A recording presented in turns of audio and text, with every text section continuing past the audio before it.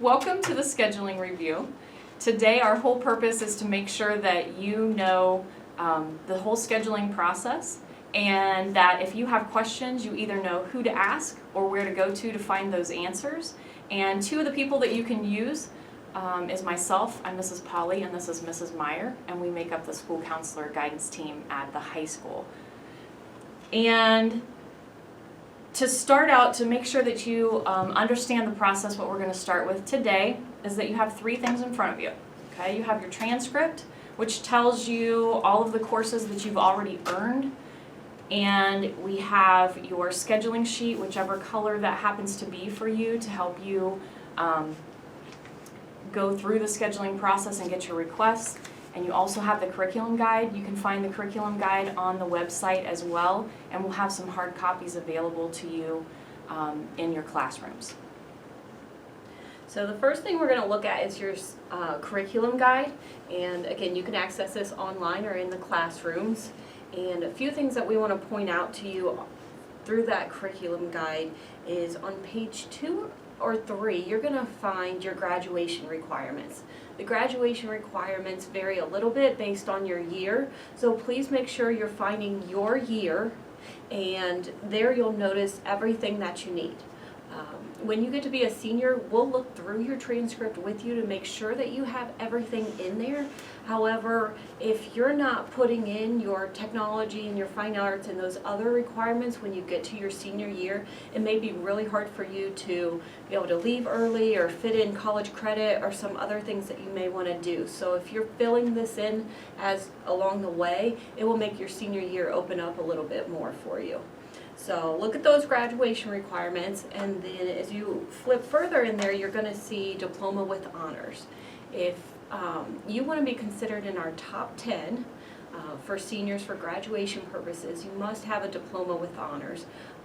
It's a challenge, and it's a good challenge for you when you come over to the high school, and it's a goal that you may be considering. So there are some different requirements other than our graduation requirements to be aware of, and that's for English, for math, for science, for social studies. There's minimum GPA, there's minimum ACT, so please check that out. As you go a little bit further, you're going to see some athletic eligibility stuff. If you are an athlete and you're considering playing when you go to college or whatnot, there are some NCAA guidelines. There are some other requirements, and you can contact Mr. Delaney if you have any questions regarding athletics and athletic eligibility. On your transcript, one thing that I forgot to mention before, when you are looking at this, you're going to use this kind of help you plan out and be able to map out what you've already earned and what you still need to get in order to graduate. But there's also some students who have taken either APEX or credit recovery, or you've had college credit plus classes outside of the school, or if you're an upcoming freshman, you may already have some high school grades in there for math or for science. So if you have any inaccuracies, please make sure that you talk with us as well. So that was just another side note on the transcript. Right now, what I'd like for you guys to do is to take the front part of your scheduling sheets that has your graduation requirements for your class. You can pause the video, and those requirements will be listed. Teachers, please make sure that they fill all these things out. So like for English, it's going to say 4 credits, math, 4 credits, and then in the must-have line, make sure that you get all those little pieces that you need. Like for math, you must have algebra 2. You know, when you're looking at science 3 credits, you must have physical science and biology. So make sure that you go through this, take your time, make sure that that's complete, that you do total up to 21, and then turn the video back on, and we will go through a couple other reminders that we need to take care of.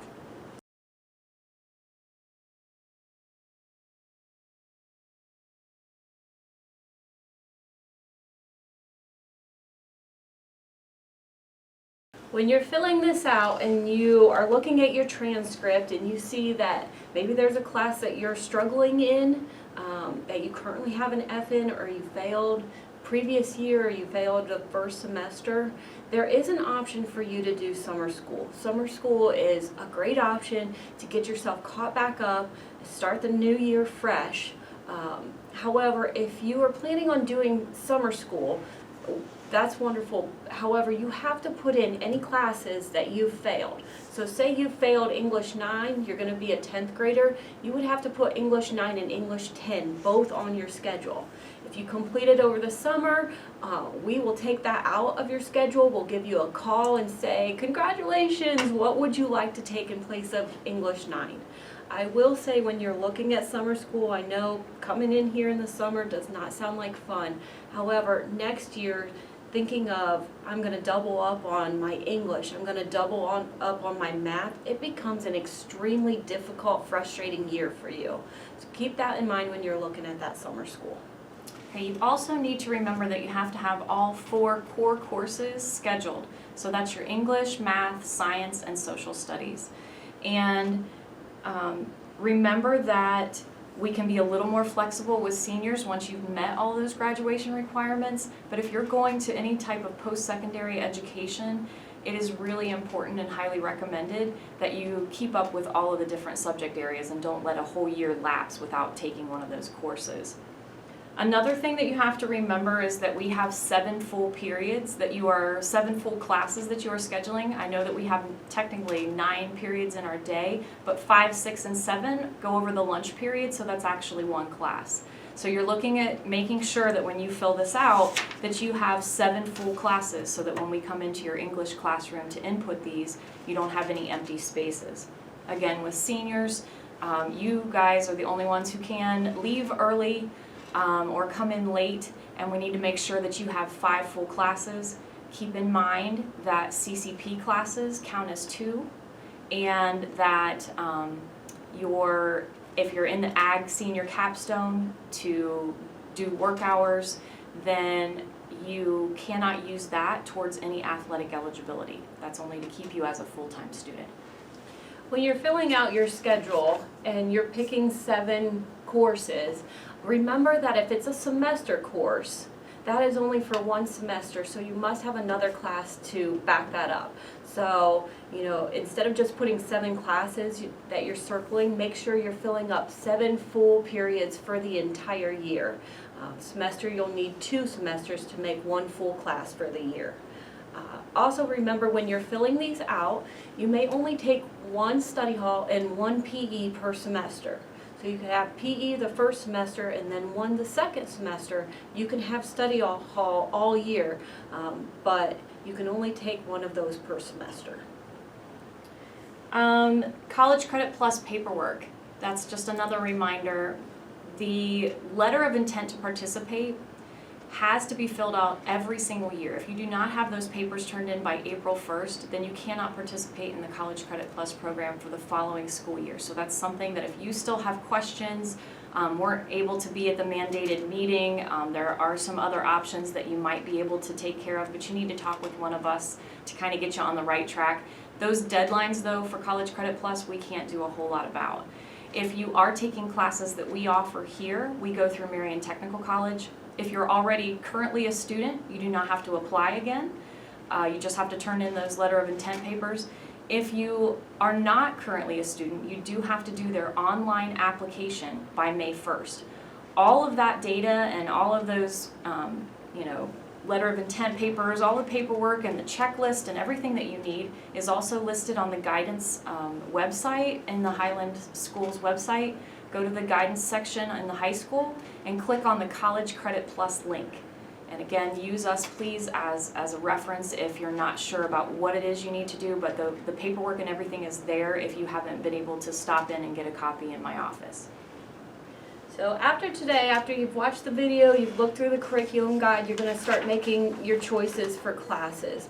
If you turn to the back of your sheet, you're going to see a few things. You're going to see there's student signature, teacher signature, and parent signatures for all of these.